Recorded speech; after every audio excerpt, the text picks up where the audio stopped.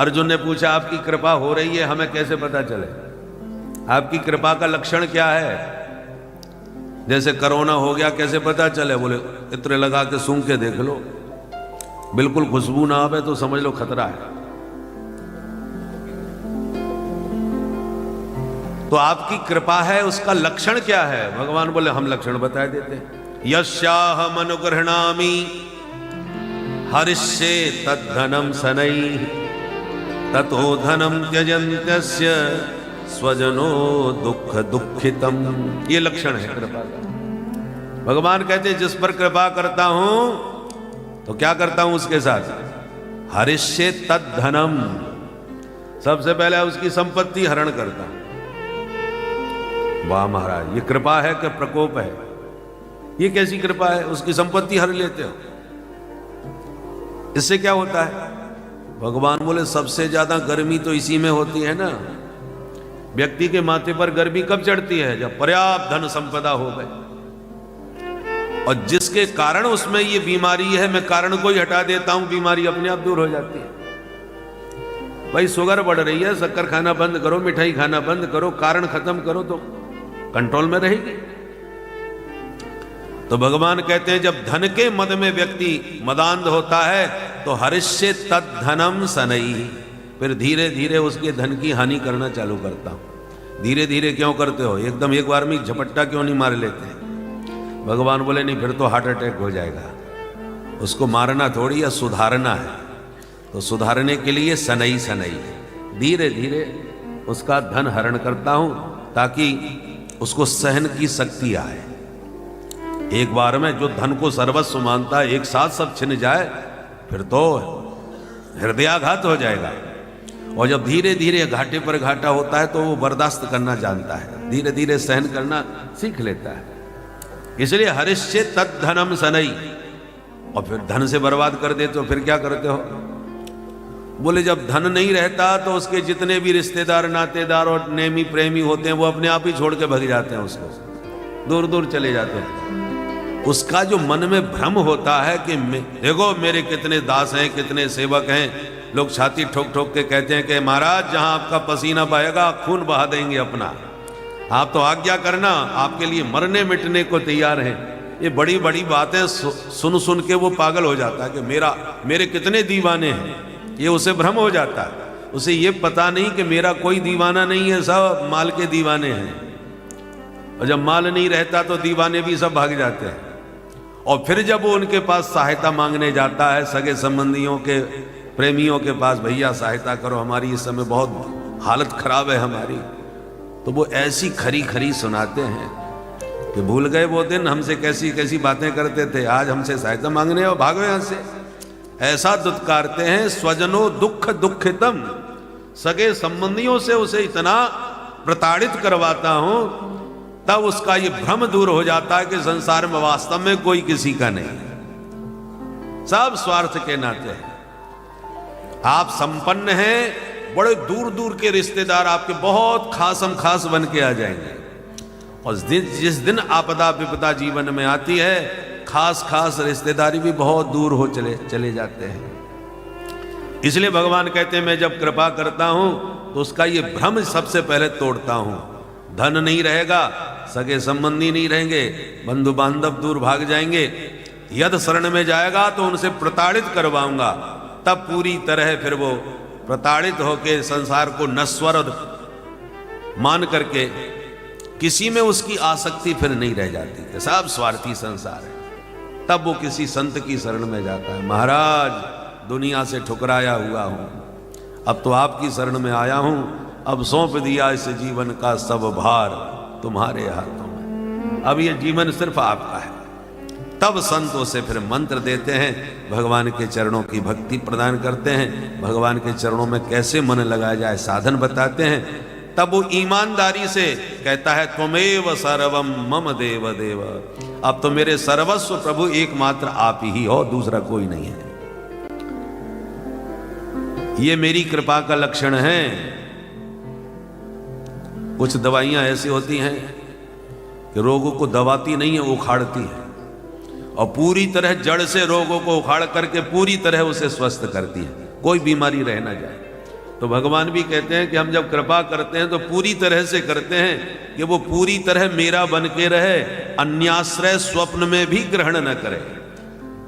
अनन्याश्चिंतयन्तो मां, तब अनन्य होकर के वो मेरा सतत चिंतन करता है कि मेरे तो गिरधर गोपाल दूसरों न कोई, दुनिया में कोई मेरा नहीं है। सगे संबंधी बोले ना, तात मात भ्रातृ बंधु आपना न कोई, छाण दई कुल की कान कहा करे है कोई, संतन ढिंग बैठ बैठ लोक लाज खोई, मेरे तो गिरधर गोपाल दूसरों न कोई।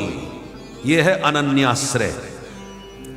दूसरा कुछ भी अपना ना मान के केवल अपने प्रभु को ही अपना सर्वस्व मानना, तो ये भगवान की कृपा का लक्षण है। इसलिए परिजन यदि दुत्कारें, अपशब्द बोलें, बेटा बेटी अपमान करें तो घबराना नहीं चाहिए, समझ लेना चाहिए ठाकुर जी आपको अपनी तरफ खींच रहे हैं। देखो, बिना मूसल के धान से छिलका दूर नहीं होता। छिलका और चावल है, मूल रूप से तो चावल है, परंतु धान का मतलब छिलका से चिपका हुआ है।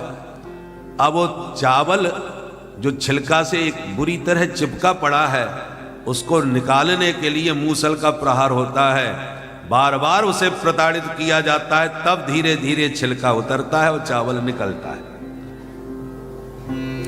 और इस ढंग से प्रहार किया जाए धान पर कि चावल न टूटने पावे, सिर्फ छिलका उतरे। चावल का नाम है अक्षत।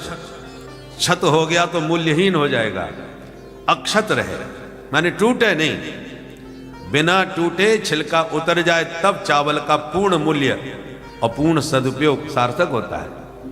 उसी प्रकार भगवान भी जिसको अपना अनन्य भक्त बनाना चाहते हैं तो संसार के मूसलों का प्रहार करवाते हैं, संसार से ही पिटाई करवाते हैं, जिसमें उसकी आसक्ति होगी उसी से प्रताड़ित करवाते हैं, ताकि कहीं भी इसकी आसक्ति न रह जाए।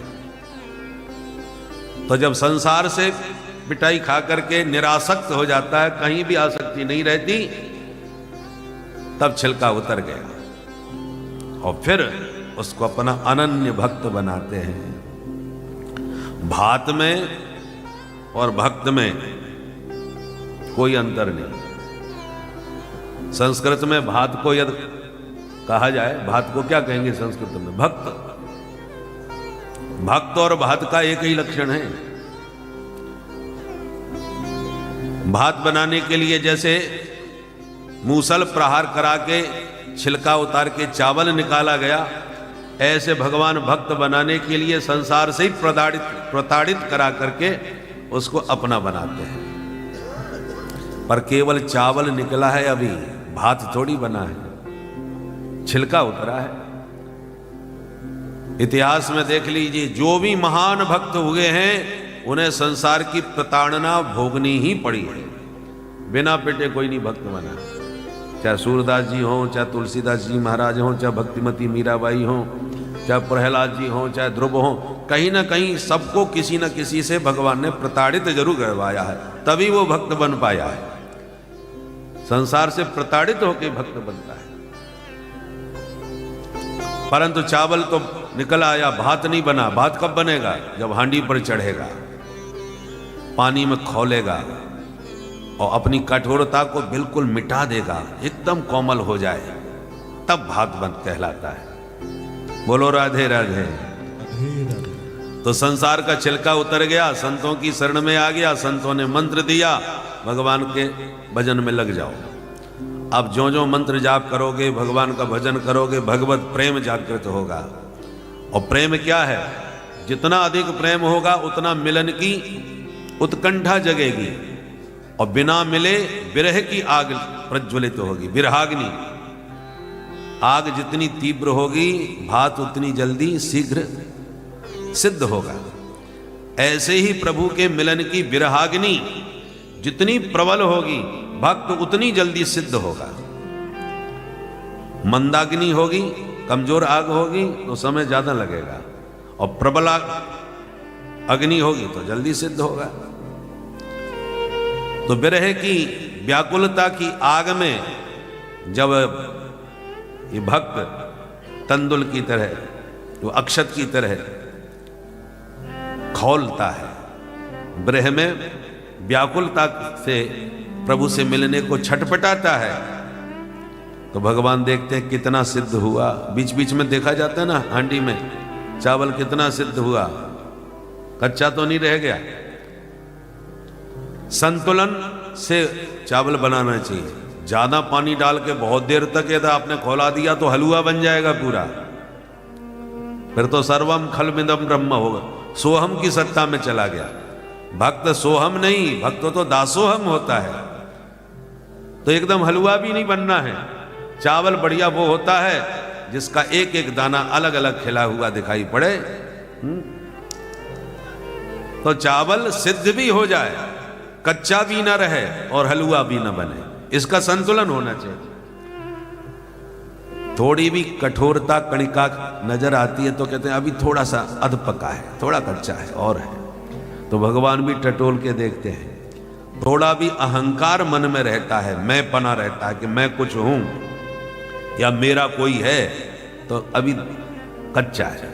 मैं और मोर तोरते माया, ये माया का कणिका बिल्कुल गल जाना चाहिए, विगलित हो। और जब मैं पना बिल्कुल मिट जाता है भक्त के भीतर से, जब मैं था तब हरि नहीं, अब हरि हैं मैं नाय, प्रेम गली अति सांकरी या में दो न समाए। दो का काम मैं बिल्कुल मिटा दिया, अब तो सब आप ही आप हो, मैं कुछ रहा ही नहीं। जब तक बीज धरती में पूरी तरह ना गल जाए तब तक वो अंकुरित होकर के विशाल वृक्ष नहीं बनता। बीज से वृक्ष तभी बनता है जब बीज मिट्टी में अपने आप को बिल्कुल मिटा देता है, गला देता है। उसी प्रकार भक्त जब भगवान के प्रेम में अपने आप को बिल्कुल विकलित कर देता है, अब मैं कुछ हूं ही नहीं, जो कुछ है सब तो सब तुम्हारा है, तुमेव सर्वम, तब समझ लो अब भक्ति का बीज पूरी तरह सिद्ध हो रहा है। और जब ऐसा सिद्ध भात बनता है तब भगवान अपने स्नेह का घृत डाल के, अपनी मधुरता की थोड़ी माधुरी डाल करके फिर उस भात का भोग लगाते हैं। बोलो राधे राधे। वेद भगवान कहते हैं अहम अन्नः त्वम अन्नादः, प्रभु हम अन्न हैं आप अन्नाद हैं, माने हमारे भोक्ता हैं। हम भोग्य हैं आप भोक्ता हैं। जीव अब तक अपने आप को भोक्ता समझ बैठता है, भोक्तापना मिटा करके भोग्य बने भगवान का, तब भगवान उसे अपना भोग्य मान के ग्रहण करते हैं, उसे स्वीकार करते हैं। इसलिए गोपियों ने भी कहा भक्ता भजस्व दुर्वग्रह त्यजास्मात्। भक्ता, हम सब आपकी भक्ता हैं, माने भोग्या हैं, आप हमें स्वीकार करें। उसी प्रकार इंद्र से भी भगवान ने यही बात कही है कि इंद्र हाँ तम भ्रंशयामि संपद्भ्यो यस्य चेच्छामि अनुग्रहम्, जिस पर अनुग्रह करना चाहता हूं, जिसे अपना मानता हूं, उसी का अभिमान तोड़ता हूं। इसलिए अब निश्चिंत होकर के आप अपनी सत्ता को संभालो, जाओ।